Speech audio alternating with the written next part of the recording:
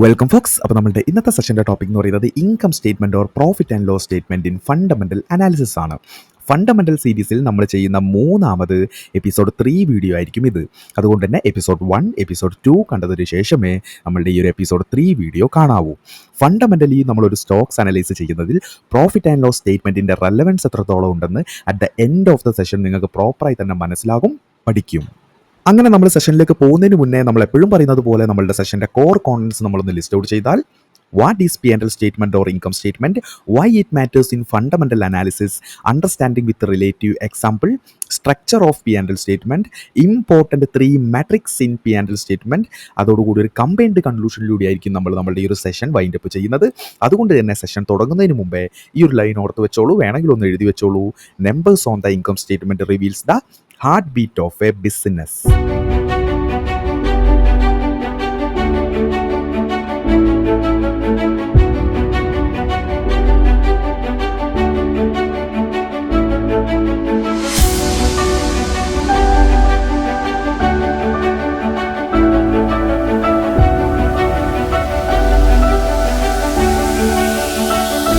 അങ്ങനെ first of all what is fundamental analysis എന്ന് നമ്മളൊരു ഷോർട്ട് ഡെഫിനിഷനിലൂടെ നോക്കിയാൽ, fundamental analysis is the study of a company's real value using financials and business insights. അതായത് fundamental analysis എന്ന് പറയുന്നത് ഒരു കമ്പനിയുടെ ഫൈനാൻഷ്യൽസും അതുപോലെ ആ കമ്പനിയുടെ ബിസിനസ് ഇൻസൈറ്റ്സും യൂസ് ചെയ്തുകൊണ്ട് ആ കമ്പനിയുടെ റിയൽ വാല്യൂ കണക്കാക്കുന്ന ഒരു സ്റ്റഡിക്ക് പറയുന്ന പേരാണ് ഫണ്ടമെൻ്റൽ അനാലിസിസ്.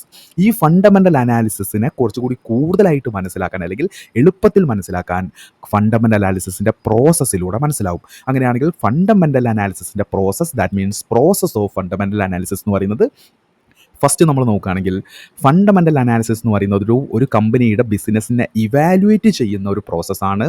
എന്തെല്ലാം കാര്യങ്ങൾ നോക്കും? ക്വാണ്ടിറ്റേറ്റീവ് ഫാക്ടേഴ്സും ക്വാളിറ്റേറ്റീവ് ഫാക്ടേഴ്സും നമ്മൾ നോക്കും. ഓക്കെ, അപ്പോൾ ഫണ്ടമെൻ്റൽ അനാലിസിസ് എന്ന് പറയുന്നത് ബിസിനസ്സിനെ ഇവാലുവേറ്റ് ചെയ്യുന്നതാണ്. ഇവാലുവേറ്റ് ചെയ്യാനായിട്ട് ആ കമ്പനിയുടെ തന്നെ ക്വാണ്ടിറ്റേറ്റീവും ക്വാളിറ്റേറ്റീവുമായിട്ടുള്ള ഫാക്ടേഴ്സ് നമ്മൾ അനലൈസ് ചെയ്തുകൊണ്ട് നമ്മളൊരു ഇൻട്രൻസിക് വാല്യൂ ജനറേറ്റ് ചെയ്യും. ഓക്കെ, അങ്ങനെ ജനറേറ്റ് ചെയ്യുന്ന ആ ഒരു ഇൻട്രൻസിക് വാല്യൂ നമ്മൾ കറൻറ്റ് മാർക്കറ്റ് പ്രൈസ് ആയിട്ട് കമ്പയർ ചെയ്തുകൊണ്ട് നമ്മൾ മനസ്സിലാക്കും ഈ കമ്പനിയുടെ പ്രൈസ് എന്ന് പറയുന്നത് ഓവർ വാല്യൂഡ് ആണോ അതോ അണ്ടർ വാല്യൂഡ് ആണോ എന്നത്. ഓക്കെ, അപ്പോൾ ഫണ്ടമെൻ്റൽ അനാലിസിസ് എന്ന് പറയുന്നത് എന്താണ്? ഒരു കമ്പനിയുടെ ഫൈനാൻഷ്യൽസും ബിസിനസ് ഇൻസൈറ്റ്സും യൂസ് ചെയ്തുകൊണ്ട് ആ കമ്പനിയുടെ റിയൽ വാല്യൂ കണക്കാക്കുന്ന ഒരു സ്റ്റഡിക്ക് പറയുന്ന പേരാണ് ആക്ച്വലി ഫണ്ടമെൻ്റൽ അനാലിസിസ് എന്ന് പറയുന്നത്. ഓക്കെ, ഇവിടെ കമ്പനിയുടെ ആക്ച്വലി പ്രൈസ് നോക്കുന്നതിന് പകരം കമ്പനിയുടെ റിയൽ വാല്യൂ ആണ് നോക്കുന്നത്.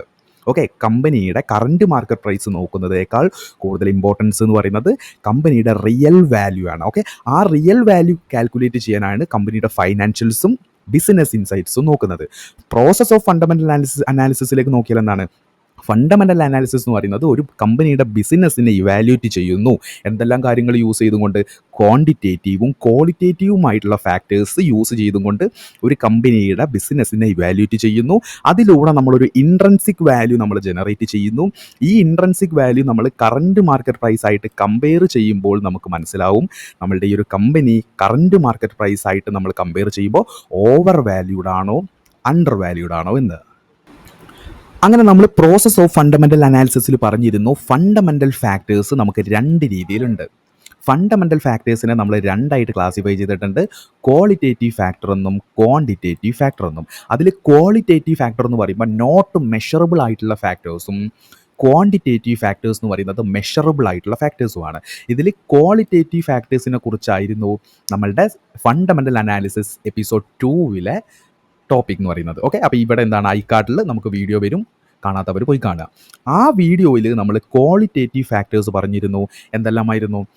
Business model, management quality, brand value, corporate governance, ethics and industry position. ഒരു കമ്പനിയുടെ ആനുവൽ റിപ്പോർട്ട് എടുത്ത് അതിൽ കമ്പനി ഓവർവ്യൂവിൽ ഈ ക്വാളിറ്റേറ്റീവ് ഫാക്ടേഴ്സ് എല്ലാം നമ്മൾ അനലൈസ് ചെയ്തിരുന്നു. ഓക്കെ, അപ്പോൾ ഇന്നത്തെ നമ്മളുടെ ടോപ്പിക് എന്ന് പറയുന്നത് എന്താണ്? ഇന്നത്തെ നമ്മളുടെ ടോപ്പിക് എന്ന് പറയുന്നത് ക്വാണ്ടിറ്റേറ്റീവ് ഫാക്ടേഴ്സ് ആണ്. അതായത് മെഷറബിൾ ആയിട്ടുള്ള ഫാക്ടേഴ്സ് വെച്ചുകൊണ്ടാണ് നമ്മൾ അനലൈസ് ചെയ്യുന്നത്. ക്വാണ്ടിറ്റേറ്റീവ് ഫാക്ടേഴ്സ് യൂസ് ചെയ്തുകൊണ്ട് അനലൈസ് ചെയ്യുന്നതിനെ നമ്മൾ ക്വാണ്ടിറ്റേറ്റീവ് അനാലിസിസ് എന്ന് പറയും. ഇതിൽ ഫൈനാൻഷ്യൽ സ്റ്റേറ്റ്മെൻറ്റ്സും വരുന്നുണ്ട്, ഫൈനാൻഷ്യൽ റേഷ്യോസും വരുന്നുണ്ട്. ഓക്കെ, ഇതിൽ ഇമ്പോർട്ടൻ്റ് ആയിട്ടുള്ള 3 ഫൈനാൻഷ്യൽ സ്റ്റേറ്റ്മെൻറ്റ്സ് ആണ് profit and loss statement, balance sheet, അതുപോലെ ക്യാഷ് ഫ്ലോ സ്റ്റേറ്റ്മെൻറ്റ്. ഫൈനാൻഷ്യൽ റേഷ്യോസിലേക്ക് വരികയാണെങ്കിൽ എന്താണ് earning per share, price to earning ratio, price to book value, അങ്ങനെ ഒരുപാട് ഫൈനാൻഷ്യൽ റേഷ്യോസിനെ കുറിച്ച് നമ്മൾ പഠിക്കും. ഓക്കെ, അപ്പോൾ ഇവിടെ നമ്മൾ പറഞ്ഞു വരുന്നത്, നമ്മൾ ഇന്ന് ഫോക്കസ് ചെയ്യുന്നത് ക്വാണ്ടിറ്റേറ്റീവ് ഫാക്ടേഴ്സ് ആണ്.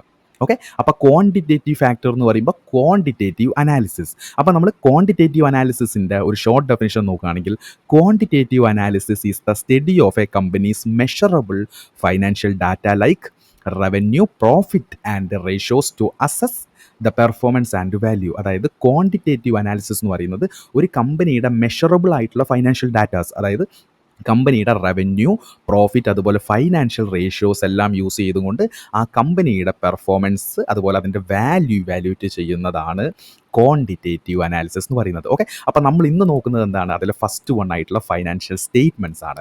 നമുക്ക് നിയർലി 3 ഫൈനാൻഷ്യൽ സ്റ്റേറ്റ്മെൻറ്റ്സ് പഠിക്കാനുണ്ട്.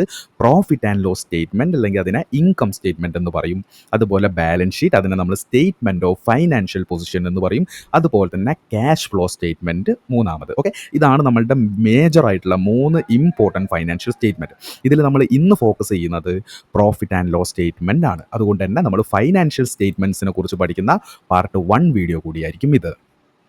അങ്ങനെ നമ്മൾ what is profit and loss statement എന്നൊരു ഷോർട്ട് ഡെഫിനിഷനിലൂടെ നമ്മൾ നോക്കുകയാണെങ്കിൽ, the profit and loss statement or income statement shows a company's revenue, expense and net profit or loss over a specific period reflecting its operational performance. അതായത് ഒരു കമ്പനിയുടെ profit and loss statement എന്ന് പറയുന്നത് ഒരു specific പീരീഡിൽ ആ company എത്രത്തോളം revenue generate ചെയ്തു, അതിനായിട്ട് അവർക്ക് എത്ര എക്സ്പെൻസ് വന്നു, at the end of the specific period അവർ പ്രോഫിറ്റിലാണോ ലോസിലാണോ എന്ന് നമുക്ക് മനസ്സിലാക്കി തരാൻ വേണ്ടിയിട്ട് പ്രോഫിറ്റ് ആൻഡ് ലോസ് സ്റ്റേറ്റ്മെൻറ്റ് സഹായിക്കും. ഓക്കെ, അപ്പോൾ ഒന്നുകൂടി പറയുകയാണ്, ഒരു കമ്പനിയുടെ ഓപ്പറേഷണൽ പെർഫോമൻസ് മനസ്സിലാക്കാനായിട്ട് ഒരു സ്പെസിഫിക് പീരീഡിൽ ആ കമ്പനിയുടെ റവന്യൂ, എക്സ്പെൻസ്, അതുപോലെ പ്രോഫിറ്റ് ലോസ് കാര്യങ്ങളെല്ലാം നോക്കലാണ് actually profit and loss statement എന്ന് പറയുന്നത്. ഓക്കെ, നെക്സ്റ്റ് വരുന്ന ക്വസ്റ്റ്യൻ എന്ന് പറയുന്നത് why it is important. Okay, നമ്മളുടെ ഫണ്ടമെൻ്റൽ അനാലിസിസിൽ എന്തുകൊണ്ട് പ്രോഫിറ്റ് ആൻഡ് ലോസ് സ്റ്റേറ്റ്മെൻറ്റ് ഇത്രത്തോളം റെലവൻസ് ഉണ്ട്, അത് നമ്മൾ നോക്കുകയാണെങ്കിൽ എന്താണ്, it shows profitability. Okay, profit and loss statement നമ്മൾ റീഡ് ചെയ്യുന്നതിലൂടെ നമുക്ക് ആ ഒരു കമ്പനിയുടെ പ്രോഫിറ്റബിലിറ്റി മനസ്സിലാകും.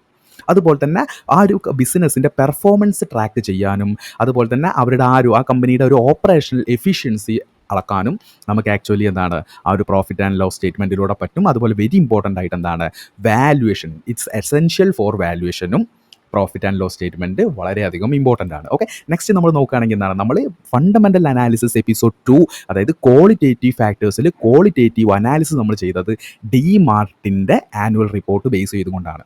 അതുകൊണ്ട് തന്നെ ഇന്ന് നമ്മൾ P&L നോക്കുന്നതും എന്താണ്, DMart profit and loss statement നോക്കിയിട്ട് തന്നെയാണ്. ഓക്കെ, അപ്പോൾ ഇവിടെ നിങ്ങൾ നോക്കുകയാണെങ്കിൽ ഇത് കാണുമ്പോൾ കുറച്ച് ഹാർഡായിട്ട് തോന്നുമെങ്കിലും മുന്നോട്ടേക്ക് നമ്മൾ പഠിക്കുമ്പോൾ ഇത് അത്രത്തോളം സോഫ്റ്റ് ആണെന്ന് നിങ്ങൾ മനസ്സിലാക്കും. ഓക്കെ, അപ്പം എങ്ങനെയാണ് ഈ ഒരു സ്റ്റേറ്റ്മെൻറ്റ് എടുക്കേണ്ടതെന്ന് ഒന്നുകൂടി ഞാൻ പറയുകയാണ്. നേരെ നമ്മൾ എന്ത് ചെയ്യുന്നു, ക്രോമിൽ വരുന്നു, നമ്മൾ സ്ക്രീനർ എടുക്കുന്നു. സ്ക്രീനറിൽ നമ്മളുടെ ഏതാണോ നമ്മൾ അനലൈസ് ചെയ്യുന്നത് അതിൻ്റെ ആ ഒരു പേര് നമ്മൾ ടൈപ്പ് ചെയ്യുന്നു. ഇവിടെ ഡോക്യുമെൻ്റ് സെക്ഷനിലേക്ക് വരുന്നു, റീസെൻ്റ് ആയിട്ടുള്ള ഫൈനാൻഷ്യൽ സ്റ്റേറ്റ്മെൻറ്റ് എടുക്കുന്നു. ഇവിടെ നമ്മൾ നോക്കുകയാണെങ്കിൽ എന്താണ്, നമുക്ക് ഏതാണോ നമുക്ക് വേണ്ട ആ ഒരു കമ്പനി അതിൻ്റെ ഫൈനാൻഷ്യൽ സ്റ്റേറ്റ്മെൻറ്റ്, ഇവിടെ നിങ്ങൾ നോക്കുകയാണെങ്കിൽ 135 പേജിലാണ് ആക്ച്വലി ഞാൻ DMart profit and loss statement എടുത്തിട്ടുള്ളത്. ഓക്കെ, അപ്പോൾ എല്ലാവരും എന്താണ് സ്റ്റേറ്റ്മെൻറ്റ് എടുത്ത് റെഡി ആയിട്ട് നിൽക്കുക.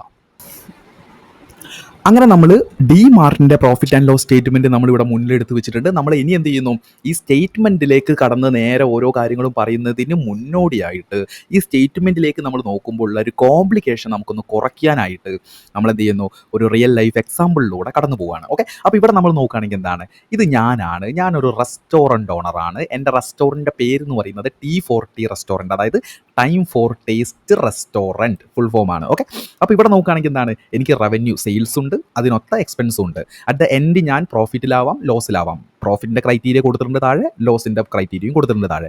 ഞാൻ എന്ത് ചെയ്യുന്നു, എൻ്റെ T40 റെസ്റ്റോറൻറ്റിൻ്റെ ഒരു profit and loss statement at the end of the ഇയറിൽ എടുക്കാൻ വേണ്ടി തീരുമാനിക്കുകയാണ്. അതായത് income statement of T40 restaurant 2024. Okay, അപ്പോൾ ഇവിടെ നമ്മൾ നോക്കുകയാണെങ്കിൽ ആദ്യം തന്നെ റവന്യൂ, അതായത് ആ 2024 എൻ്റെ ടോട്ടൽ സെയിൽ എന്ന് പറയുന്നത് 1 CR ആണ്, 1 കോടി രൂപ. ഓക്കെ, ഇതിൽ നിന്ന് ഞാൻ എന്ത് ചെയ്യുന്നു, എൻ്റെ എക്സ്പെൻസുകളെല്ലാം ഡിഡക്റ്റ് ചെയ്യുകയാണ്. ഓക്കെ, എന്തൊക്കെ എനിക്ക് ആ ഒരു സ്പെസിഫിക് പീരീഡിൽ ക്രിയേറ്റ് ചെയ്ത റവന്യൂന്ന് ഞാൻ എൻ്റെ എക്സ്പെൻസുകളെല്ലാം ഡിഡക്റ്റ് ചെയ്യാണ്. ബിവറേജസ് ആൻഡ് ഫുഡ്സ്, അതായത് മേജർ ആയിട്ടുള്ള ബിസിനസ് എന്ന് പറഞ്ഞാൽ റെസ്റ്റോറൻ്റ് ആണ്. അപ്പോൾ അതിൻ്റെ റോ മെറ്റീരിയൽസും മറ്റും എല്ലാമായിട്ട് ഒരു 30 ലക്ഷം രൂപ പോയി. നെക്സ്റ്റ് ഇത് ചെയ്യുന്നു സ്റ്റാഫിൻ്റെ സാലറി, ഒരു 10 ലക്ഷം രൂപ സ്റ്റാഫിൻ്റെ സാലറി ബെനിഫിറ്റും മറ്റുമായിട്ട് 10 ലക്ഷം രൂപ അങ്ങനെ പോയി. നെക്സ്റ്റ് പറഞ്ഞാൽ ഇലക്ട്രിസിറ്റി യൂട്ടിലിറ്റി, ഒരു 4 ലക്ഷം രൂപ ഇലക്ട്രിസിറ്റിക്കും മറ്റു അല്ലറ ചില്ലറ ചിലവുകൾക്കുമായിട്ട് ഒരു 4 ലക്ഷം രൂപ പോയി. പിന്നുള്ളത് റെൻ്റാണ്, ഒരു 6 ലക്ഷം. ഇപ്പോൾ ടോട്ടലായിട്ട് എൻ്റെ ഓപ്പറേറ്റിംഗ് എക്സ്പെൻസ് എന്ന് പറയുന്നത് എന്താണ്? 50 ലക്ഷം രൂപ. അതായത് 30 ലക്ഷം രൂപ നമ്മളുടെ റോ മെറ്റീരിയൽസ്, 10 ലക്ഷം രൂപ സ്റ്റാഫുകൾക്ക്, ഇലക്ട്രിസിറ്റി യൂട്ടിലിറ്റിക്കായിട്ട് ഒരു 4 ലക്ഷം രൂപ, റെൻ്റായിട്ട് ഒരു 6 ലക്ഷം രൂപയും പോയി. ഓക്കെ, അപ്പം നമ്മളുടെ ടോട്ടൽ ഓപ്പറേറ്റിംഗ് എക്സ്പെൻസ് എന്ന് പറയുന്നത് 50 ലക്ഷം രൂപയാണ്. ഓക്കെ, അപ്പോൾ എന്ത് ചെയ്യുന്നു? നമ്മളുടെ ഓപ്പറേറ്റിംഗ് പ്രോഫിറ്റ് എങ്ങനെയാണ് കാണുക? നമ്മളുടെ റവന്യൂവിൽ നിന്ന് ഓപ്പറേറ്റിംഗ് എക്സ്പെൻസ് മൈനസ് ചെയ്താൽ നമ്മളുടെ ഓപ്പറേറ്റിംഗ് പ്രോഫിറ്റ് കിട്ടും. അതായത് 1 CR എന്ന് 50 ലക്ഷം നമ്മൾ കുറച്ചാൽ 50 ലക്ഷമാണ് നമ്മളുടെ ഓപ്പറേറ്റിംഗ് പ്രോഫിറ്റ്. ഓക്കെ, ഇനി എന്താണ് ഇതിൽ ഡിഡക്റ്റ് ചെയ്യാനുള്ളത്? ഇനി ഇതിൽ ഡിഡക്റ്റ് ചെയ്യാനുള്ളത് ടാക്സ് ആണ്. ഞാനിവിടെ 30% ടാക്സ് പേ ചെയ്യണം. അപ്പം 50 ലക്ഷത്തിൻ്റെ 30% എന്ന് പറയുമ്പോൾ 15 ലക്ഷം രൂപ നമ്മളിവിടെ ടാക്സ് പേ ചെയ്യേണ്ടതായിട്ടുണ്ട്. അങ്ങനെ 15 ലക്ഷം രൂപ നമ്മൾ ടാക്സ് പേ ചെയ്തതിന് ശേഷം നമ്മളുടെ നെറ്റ് പ്രോഫിറ്റ് അല്ലെങ്കിൽ പ്രോഫിറ്റ് ആഫ്റ്റർ ടാക്സ് എന്ന് പറയുന്നത് 35 ലക്ഷം രൂപയായി. അതായത് നമ്മളുടെ ഓപ്പറേറ്റിംഗ് പ്രോഫിറ്റിൽ നിന്ന് നമ്മളുടെ ടാക്സ് കൂടി മൈനസ് ചെയ്താൽ നമ്മളുടെ നെറ്റ് പ്രോഫിറ്റ് എത്രയായി? 35 ലക്ഷം രൂപയായി. ഓക്കെ, നമ്മൾ നെക്സ്റ്റ് ഒരു സെനാരിയോ കൂടി പറയുകയാണ്. ഞാൻ ഈ റെസ്റ്റോറൻറ്റ് ലോൺ എടുത്തും കൊണ്ടാണ് ഞാൻ ഓപ്പൺ ചെയ്തിട്ടുള്ളത്. ഓക്കെ, അപ്പോൾ നമുക്ക് എന്താണ് അവിടെ ഇൻട്രസ്റ്റ് കൂടി പേ ചെയ്യേണ്ടതായിട്ടുണ്ട്. അപ്പം എൻ്റെ പ്രോഫിറ്റ് ആൻഡ് ലോസ് സ്റ്റേറ്റ്മെൻറ്റ് എങ്ങനെ വരും? റവന്യൂ എന്ന് പറയുന്നത് 1 CR തന്നെ. ഓക്കെ, റവന്യൂ സെയിൽസ് എന്ന് പറയുന്നത് 1 CR തന്നെ. എക്സ്പെൻസ് ഞാൻ ഡിഡക്റ്റ് ചെയ്യാണ്. Beverage and foods raw materials ഒരു 30 ലക്ഷം പോയി, സ്റ്റാഫ് സാലറി ഒരു 10 ലക്ഷം പോയി, ഇലക്ട്രിസിറ്റി ആൻഡ് യൂട്ടിലിറ്റി ഒരു 4 ലക്ഷം പോയി, റെൻറ്റ് എന്ന് പറയുന്നത് 6 ലക്ഷം പോയി. ടോട്ടൽ എൻ്റെ ഓപ്പറേറ്റിംഗ് എക്സ്പെൻസ് എന്ന് പറയുന്നത് 50 ലക്ഷം രൂപയാണ്. അപ്പോൾ എൻ്റെ ഓപ്പറേറ്റിംഗ് പ്രോഫിറ്റ് എന്ന് പറയുന്നത് എൻ്റെ റവന്യൂ ഒന്ന് ഓപ്പറേറ്റിംഗ് എക്സ്പെൻസ് മൈനസ് ചെയ്താൽ ഓപ്പറേറ്റിംഗ് പ്രോഫിറ്റ് 50 lakh rupees വന്ന്. ഇനി ഞാൻ അതിൽ നിന്ന് എന്ത് മൈനസ് ചെയ്യുന്നു? ടാക്സ് അല്ല, അതിന് മുന്നേ ഞാൻ പറഞ്ഞു നമ്മൾ ഇൻട്രസ്റ്റ് മൈനസ് ചെയ്യണം. അതായത് ഫൈനാൻസ് കോസ്റ്റ് ഡിഡക്റ്റ് ചെയ്യണം. എത്രയാണ്? എൻ്റെ ഇൻട്രസ്റ്റ്, എൻ്റെ ലോണിൻ്റെ ഇൻട്രസ്റ്റ് എന്ന് പറയുന്നത് 10 ലക്ഷം രൂപ ആക്ച്വലി എന്താണ്? എൻ്റെ ഇൻട്രസ്റ്റ് ആണ്. അപ്പോൾ എൻ്റെ ഓപ്പറേറ്റിംഗ് പ്രോഫിറ്റ് നിന്ന് ഞാൻ എന്ത് ചെയ്യുന്നു? എൻ്റെ ഇൻട്രസ്റ്റ് മൈനസ് ചെയ്താൽ പ്രോഫിറ്റ് ബിഫോർ ടാക്സ്, അതായത് ടാക്സ് അടയ്ക്കുന്നതിന് മുന്നേ ഉള്ള എൻ്റെ ആ ഒരു പ്രോഫിറ്റ് എന്ന് പറയുന്നത് 40 ലക്ഷം രൂപയാണ്. ഓക്കെ, അതാണ് പ്രോഫിറ്റ് ബിഫോർ ടാക്സ് അല്ലെങ്കിൽ PBT എന്ന് പറയുന്നത്. ഓക്കെ, നെക്സ്റ്റ് എന്ത് ചെയ്യുന്നു? ഞാൻ അഗെയിൻ ടാക്സ് പേ ചെയ്യുന്നു. 30% ടാക്സ്, അതായത് 40 ലാക്കിൻ്റെ 30% 12 ലക്ഷം രൂപ ഞാൻ അവിടെ ടാക്സ് ആയിട്ട് ഞാൻ പേ ചെയ്യുന്നു. അങ്ങനെയാണെങ്കിൽ എൻ്റെ നെറ്റ് പ്രോഫിറ്റ് അല്ലെങ്കിൽ പ്രോഫിറ്റ് ആഫ്റ്റർ ടാക്സ് എന്ന് പറയുന്നത് 28 ലക്ഷം രൂപ. ഓക്കെ, അപ്പം എൻ്റെ റെസ്റ്റോറൻറ്റിൻ്റെ പ്രോഫിറ്റ് ആൻഡ് ലോസ് സ്റ്റേറ്റ്മെൻറ്റിൽ ഞാൻ നെറ്റ് പ്രോഫിറ്റ് ഐഡൻറ്റിഫൈ ചെയ്തത് കണ്ടല്ലോ. എന്തൊക്കെയാണ്? ആദ്യം റവന്യൂ, അതിൽ നിന്ന് ഞാൻ എന്ത് ചെയ്യുന്നു? എക്സ്പെൻസ് എല്ലാം ഡിഡക്റ്റ് ചെയ്തു. അതിനുശേഷം എൻ്റെ എന്താണ്? ഇൻട്രസ്റ്റ്, ഫൈനാൻസ് കോസ്റ്റ് പോക്കി. അങ്ങനെ ഞാൻ ടാക്സും പേ ചെയ്ത് നെറ്റ് പ്രോഫിറ്റ് ആഫ്റ്റർ ടാക്സ് കിട്ടി. ഓക്കെ, അപ്പോൾ ഇവിടെ നിങ്ങൾ നോക്കുകയാണെങ്കിൽ നമുക്ക് ഈ ഒരു ഏരിയ വേണ്ട. അതായത് നമുക്ക് പ്രോഫിറ്റ് ആൻഡ് ലോസ് സ്റ്റേറ്റ്മെൻറ്റിൽ അവസാനം നെറ്റ് പ്രോഫിറ്റ് ആഫ്റ്റർ ടാക്സ് വരെ മതി. Okay, net profit after tax വരെ മതി. ഈ ഒരു ഏരിയയിലേക്ക് നമ്മൾ നോക്കിയിട്ട് കൂടുതൽ കോംപ്ലിക്കേറ്റഡ് ആവേണ്ട ആവശ്യമില്ല. ഓക്കെ, അപ്പോൾ ഈ എക്സാമ്പിൾ ഞാൻ പറഞ്ഞതിൻ്റെ ബേസിൽ ഇനി നിങ്ങൾ ഇതൊന്ന് നോക്ക്. ഇവിടെ നമ്മൾ standalone statement of profit and loss statement കൊടുത്തിട്ടുണ്ട്. ഓക്കെ, അപ്പോൾ ഇതൊക്കെ എന്താണെന്ന് നമുക്ക് നോക്കാം. ഓക്കെ, നെക്സ്റ്റിൽ നമ്മൾ നോക്കും. ഓക്കെ, അപ്പോൾ ഇവിടെ നിങ്ങൾ നോക്കുകയാണെങ്കിൽ പെർട്ടിക്കുലേഴ്സ് കൊടുത്തിട്ടുണ്ട്, ഇവിടെ നോട്ട്സ് കൊടുത്തിട്ടുണ്ട്, ഇവിടെ 2025 കൊടുത്തിട്ടുണ്ട്, ഇവിടെ 2024 കൊടുത്തിട്ടുണ്ട്. അതായത് 2025 ആനുവൽ റിപ്പോർട്ടാണ് ഇത്. പക്ഷേ ഒരു കമ്പാരബിലിറ്റിക്ക് വേണ്ടിയിട്ട് ഇവിടെ 2024 കാര്യങ്ങളും കൊടുത്തിട്ടുണ്ട്. ഇവിടെ നോക്കൂ, ഇൻകം കൊടുത്തിട്ടുണ്ട്, revenue from operation, other income. Okay, പിന്നെ എക്സ്പെൻസ് കൊടുത്തിട്ടുണ്ട്, എക്സ്പെൻസുകളെല്ലാം ഡിഡക്റ്റ് ചെയ്യുന്നു. അതിനുശേഷം എന്ത് ചെയ്യുന്നു? Profit before tax.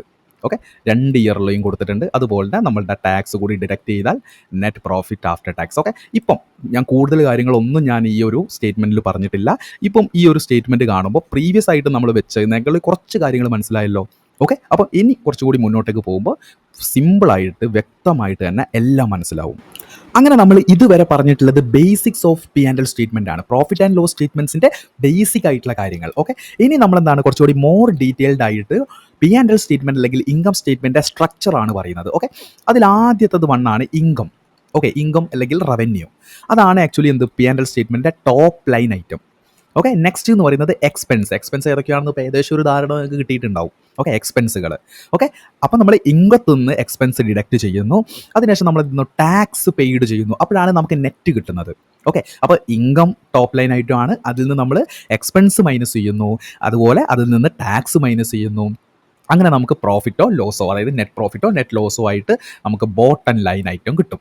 ഓക്കെ, അപ്പോൾ ഇതാണ് ആക്ച്വലി എന്താണ് പ്രോഫിറ്റ് ആൻഡ് ലോസ് സ്റ്റേറ്റ്മെൻറ്റിൻ്റെ ഒരു പ്രോപ്പർ സ്ട്രക്ചർ എന്ന് പറയുന്നത്. ഓക്കെ, ഇതിൻ്റെ ഇക്വേഷൻ നോക്കുകയാണെങ്കിൽ എന്താണ് റവന്യൂ മൈനസ് എക്സ്പെൻസ്, അതുപോലെ അതിൽ നിന്ന് മൈനസ് ടാക്സ്. അപ്പോഴാണ് നമുക്ക് നെറ്റ് പ്രോഫിറ്റ് ആഫ്റ്റർ ടാക്സ് കിട്ടുന്നത്, അല്ലെങ്കിൽ പാറ്റ് കിട്ടുന്നത്. ഓക്കെ, അപ്പോൾ ഇവിടെ നിങ്ങൾ നോക്കുകയാണെങ്കിൽ നമ്മളുടെ DMart profit and loss statement ആണ് കിട്ടിയിട്ടുള്ളത്. നമ്മൾ മൊത്തം ഡീറ്റെയിൽ ആയിട്ട് നോക്കുകയാണ്. അപ്പോൾ ആദ്യത്തേതെന്ന് പറയുന്നത് നമുക്കിവിടെ ഒരു ഹെഡിങ് കിട്ടിയിട്ടുണ്ട്, താഴെ ഫോർ ദ ഇയർ എൻഡഡ് എന്ന് പറഞ്ഞിട്ട് ഒരു ഡേറ്റും കൊടുത്തിട്ടുണ്ട്. ഈ രണ്ട് കാര്യങ്ങളെക്കുറിച്ചാണ് ഫസ്റ്റ് പറയാൻ വേണ്ടി പോകുന്നത്. ഓക്കെ, അപ്പോൾ ഇവിടെ കൊടുത്തത് കാണാം standalone statement of profit and loss. എന്താണ് ഈ സ്റ്റാൻഡ് അലോൺ എന്ന് പറയുന്നത്? അപ്പോൾ നമുക്ക് അതിനെക്കുറിച്ച് ഡീറ്റെയിൽ ആയിട്ട് മനസ്സിലാക്കാം. ഓക്കെ, അപ്പോൾ ഇവിടെ ഫൈനാൻഷ്യൽ സ്റ്റേറ്റ്മെൻറ്റ്സ് നമുക്ക് രണ്ട് രീതിയിലാണ് വരുന്നത്. ഫസ്റ്റ് വൺ എന്ന് പറയുന്നത് കൺസോളിഡേറ്റഡ് ഫൈനാൻഷ്യൽ സ്റ്റേറ്റ്മെൻറ്റും അതുപോലെ സ്റ്റാൻഡ് അലോൺ ഫൈനാൻഷ്യൽ സ്റ്റേറ്റ്മെൻറ്റും. ഓക്കെ, അപ്പോൾ ഇവിടെ ഫൈനാൻഷ്യൽ സ്റ്റേറ്റ്മെൻറ്റ്സിനെ നമ്മൾ രണ്ടായിട്ട് തിരിച്ചു, കൺസോളിഡേറ്റഡ് ഫൈനാൻഷ്യൽ സ്റ്റേറ്റ്മെൻറ്റ് എന്നും സ്റ്റാൻഡ് അലോൺ ഫൈനാൻഷ്യൽ സ്റ്റേറ്റ്മെൻറ്റും. കൺസോളിഡേറ്റഡും സ്റ്റാൻഡ് അലോണും. ഓക്കെ, അപ്പോൾ കൺസോളിഡേറ്റഡ് എന്ന് പറയുമ്പോൾ എന്താണ്? ഇവിടെ നമ്മൾ നോക്കുകയാണെങ്കിൽ നമ്മളുടെ DMart. ഓക്കെ, DMart, ഈ DMartന് തന്നെ ഒരുപാട് സബ്സിഡറി കമ്പനീസ് ഉണ്ട്. ഓക്കെ, ഏതൊക്കെയാണ്? അവന്യൂ ഇ കൊമേഴ്സ് എന്ന് പറഞ്ഞിട്ട് ഒരു കമ്പനിയുണ്ട്, അതുപോലെ തന്നെ അവന്യൂ ഫുഡ് പ്ലാസ എന്ന് പറഞ്ഞിട്ട് ഒരു കമ്പനിയുണ്ട്, അതുപോലെ അലൈൻ റീറ്റെയിൽ ട്രേഡേഴ്സ് എന്ന് പറഞ്ഞിട്ട് ഒരു കമ്പനിയുണ്ട്. ഓക്കെ, അപ്പോൾ ഇതൊക്കെ DMartൻ്റെ സബ്സിഡറി കമ്പനീസാണ്. ഓക്കെ, അപ്പോൾ DMartൻ്റെ കൺസോളിഡേറ്റഡ് ഫൈനാൻഷ്യൽ സ്റ്റേറ്റ്മെൻ്റ് ആണ് നമ്മൾ നോക്കുന്നതെങ്കിൽ അതിൻ്റെ അണ്ടറിലുള്ള എല്ലാ കമ്പനീസിൻ്റെ നമ്പേഴ്സും അതിൽ ഇൻക്ലൂഡ് ആയിരിക്കും. ഓക്കെ, അതുപോലെ തന്നെ സ്റ്റാൻഡേർഡ് ഓൺ എന്ന് പറയുമ്പോൾ എന്താണ്? ആ കമ്പനി മാത്രം. ഓക്കെ, ഇപ്പോൾ ഇവിടെ നോക്കുകയാണെങ്കിൽ സ്റ്റാൻഡേർഡ് ഓൺ എന്ന് പറയുമ്പോൾ DMartൻ്റെ, അതായത് അവന്യൂ സൂപ്പർ മാർട്ട് എന്ന് പറഞ്ഞ ആ ഒരു കമ്പനിയുടെ മാത്രം പ്രോഫിറ്റ് ആൻഡ് ലോസ് ആണ്. ഇവിടെ സ്റ്റാൻഡേർഡ് ലോൺ മാറ്റിയിട്ട് ഇവിടെ കൺസോളിഡേറ്റഡ് എന്ന് പറയുമ്പോൾ എന്താണ്? ആ കമ്പനി മാത്രമല്ല, അതിൻ്റെ സബ്സിഡറി കമ്പനീസ് ആയിട്ടുള്ള, അതായത് ആ കമ്പനി ഓൺ ചെയ്യുന്ന കമ്പനീസിൻ്റെ എല്ലാം ഡാറ്റയും ഇതിൽ ഇൻക്ലൂഡ് ആയിരിക്കും. ഓക്കെ, ഒന്നുകൂടി നമ്മൾ പറയുകയാണെങ്കിൽ ഇപ്പോൾ അദാനി. ഓക്കെ, നമ്മൾ അദാനി എൻ്റർപ്രൈസ് നോക്കുകയാണ്, അദാനിയുടെ സബ്സിഡറി കമ്പനി അല്ലെങ്കിൽ അത് അവർ ഓൺ ചെയ്യുന്ന കമ്പനീസ് ഏതൊക്കെയാണ്? Adani power, Adani energy, Adani port, അതുപോലെ അംബുജ സിമൻറ്റ്, NDTV. അപ്പോൾ നമ്മൾ അദാനിയുടെ കൺസോളിഡേറ്റഡ് ഫൈനാൻഷ്യൽ സ്റ്റേറ്റ്മെൻറ്റ് നോക്കുമ്പോൾ ഈ കമ്പനികളുടെ ഒക്കെ ഡാറ്റ അതിൽ ഇൻക്ലൂഡഡ് ആയിരിക്കും. ഇനി അദാനീൻ്റെ മാത്രം മതിയെങ്കിൽ നമ്മൾ സ്റ്റാൻഡേർഡ് ഓൺ നോക്കണം. ഓക്കെ, അപ്പോൾ സ്റ്റാൻഡേർഡ് ഓൺ എന്ന് പറയുന്നത് എന്താണ്?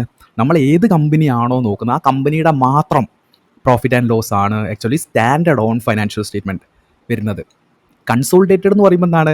ആ കമ്പനിയുടെ കൂടാതെ ആ കമ്പനി ഓൺ ചെയ്യുന്ന സബ്സിഡറി മറ്റു കമ്പനികളുടെ ഒക്കെ ഡാറ്റ ആ സ്റ്റേറ്റ്മെൻറ്റിൽ ഉണ്ടാവും. ഓക്കെ, ഇപ്പോൾ മനസ്സിലായല്ലോ. ഇവിടെ നോക്കൂ, standard on statement of profit and loss എന്ന് പറയുമ്പോൾ എന്താണ്? ഇത് DMartൻ്റെ മാത്രം ആണ്. DMart ഓൺ ചെയ്യുന്ന മറ്റ് കമ്പനീസിൻ്റെ അക്കൗണ്ട്സ് ഡാറ്റാസ് ഒന്നും ഇതിലില്ല. ഇത് പ്യൂർലി ആ ഒരു കമ്പനിയുടെ മാത്രമാണ്. ഓക്കെ, നെക്സ്റ്റ് എന്ന് പറയുന്നത് എന്താണ്? ഇവിടെ കൊടുത്തത് നോക്കൂ നിങ്ങൾ, for the year ended 31 March 2025. അതായത് അത് നമുക്ക് നോക്കാം. ഓക്കെ, ഇപ്പോൾ ഇവിടെ നമുക്ക് നോക്കുകയാണെങ്കിൽ കലണ്ടർ ഇയറും ഫൈനാൻഷ്യൽ ഇയറും നമുക്ക് വരുന്നുണ്ട്. കലണ്ടർ ഇയർ എങ്ങനെയാണ്? January 01, അതായത് January 1 മുതൽ December 31 വരെയാണ് ആക്ച്വലി എന്ത് നമ്മളുടെ കലണ്ടർ ഇയർ. അതായത് January 1 സ്റ്റാർട്ട് ചെയ്യുന്നു, December 31 എൻഡ് ചെയ്യുന്നു. പക്ഷേ നമ്മളുടെ ഫൈനാൻഷ്യൽ ഇയർ എങ്ങനെയാണ്? April 1 സ്റ്റാർട്ട് ചെയ്ത് March 31 എൻഡ് ചെയ്യുന്നു. ഓക്കെ, അപ്പോൾ ഇവിടെ നിങ്ങൾ നോക്കുകയാണെങ്കിൽ എന്താണ്? For the year ended 31 March 2025 എന്ന് പറയുമ്പോൾ എന്താണ്? അത് 2024 April 1 തുടങ്ങി 2025 മാർച്ച് 31 എൻഡ് ചെയ്തു. അതായത് ഇത് 2024 സ്റ്റേറ്റ്മെൻ്റ് ആണ്. ഓക്കെ, 2024 എൻഡ് ചെയ്യുന്നത് എപ്പോഴാണ്? 2024 എൻഡ് ചെയ്യുന്നത് ഫൈനാൻഷ്യൽ ഇയറിൽ 2024 April 1 ടു 2025 മാർച്ച് 31.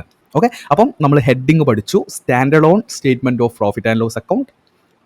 അത് എന്താണ്? ഫൈനാൻഷ്യൽ സ്റ്റേറ്റ്മെൻറ്റിനെ കൺസോളിഡേറ്റഡ് സ്റ്റേറ്റ്മെൻറ്റും സ്റ്റാൻഡേർഡ് ഓൺ സ്റ്റേറ്റ്മെൻ്റ് ആയിട്ടും തിരിച്ചിട്ടുണ്ട്. അപ്പോൾ ഇവിടെ സ്റ്റാൻഡേർഡ് ഓൺ എന്ന് പറയുമ്പോൾ എന്താണ്? ഇവിടെ DMartൻ്റെ മാത്രമാണ്. അതുപോലെ തന്നെ ഫോർ ദ ഇയർ എൻഡഡ് എന്ന് പറയുമ്പോൾ എന്താണ്? ഫൈനാൻഷ്യൽ ഇയർ കൊടുത്തിട്ടുണ്ട്. Got it? അങ്ങനെ നമ്മൾ ആദ്യം തന്നെ നോക്കുന്നത് ഇൻകം ആണ്. അതായത് നമ്മളുടെ മോർ ഡീറ്റെയിൽസ് നമ്മൾ P and L statement structure പറഞ്ഞതിൽ ഫസ്റ്റ് ടോപ്പ് ലൈൻ ഐറ്റം ആയിട്ടുള്ള ഇൻകം ആണ് നമ്മൾ പറയുന്നത്. ഓക്കെ, അപ്പോൾ എന്താണ് ഇൻകം അല്ലെങ്കിൽ പ്രൈമറി ഇൻകം എന്ന് പറയുന്നത്, അല്ലെങ്കിൽ ഇൻകം ഫ്രം ഓപ്പറേഷൻ എന്ന് പറയുന്നത് എന്താണ്? The money a company earns from its main business activity.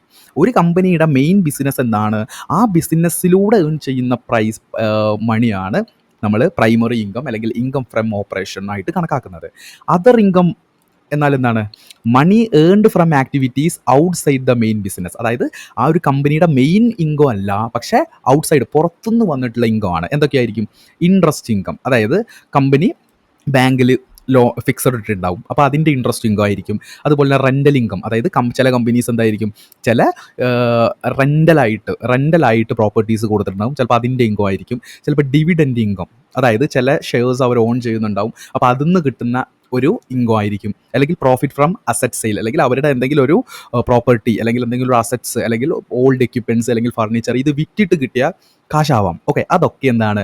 ഈ അതർ ഇൻകത്തിൽ വരും. ഓക്കെ, അപ്പം ഇൻകം എന്ന് പറയുന്നത് പ്രൈമറി ഇൻകം, സെക്കൻഡറി ഇൻകം ഉണ്ട്. പ്രൈമറി ഇൻകം എന്ന് പറയുന്നത് ഇൻകം ഫ്രം ഓപ്പറേഷൻ, അതായത് ആ കമ്പനിയുടെ മെയിൻ ബിസിനസ് എന്താണ്, ആ മെയിൻ ബിസിനസ്സിൽ നിന്ന് ആ കമ്പനി ഏൺ ചെയ്യുന്ന മണിയാണ് ആക്ച്വലി ഇൻകം ഫ്രം ഓപ്പറേഷൻ എന്ന് പറയുന്നത്, അല്ലെങ്കിൽ പ്രൈമറി ഇൻകം എന്ന് പറയുന്നത്. അതുപോലെ അതർ ഇൻകം എന്ന് പറയുമ്പോൾ എന്താണ്?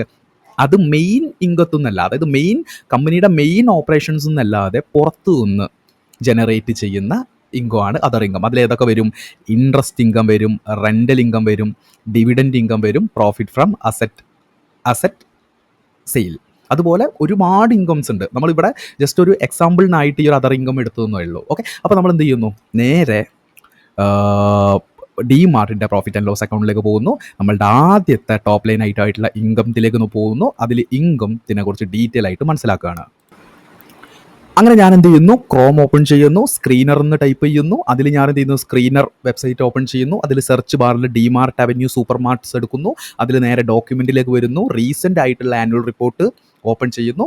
135ാമത് പേജിൽ നമുക്കെന്താണ് ഇവിടെ കാണാം സ്റ്റേറ്റ്മെൻറ്റ്. ഓക്കെ, അപ്പോൾ എന്താണ് standalone statement of profit and loss statement എന്ന് പറയുമ്പോൾ DMartൻ്റെ ഓൺ, അതായത് ഈ ഒരു കമ്പനിയുടെ, അതായത് സബ്സിഡറി വേറൊരു കമ്പനിയും കൂട്ടാതെ അവരുടെ ഓൺ ആയിട്ടുള്ള പ്രോഫിറ്റ് ആൻഡ് ലോസ് സ്റ്റേറ്റ്മെൻ്റ് ആണ്. ഓക്കെ, അപ്പോൾ ഇവിടെ ആദ്യം തന്നെ നോക്കുകയാണെങ്കിൽ ഇൻകം സെക്ഷൻ കാണാം.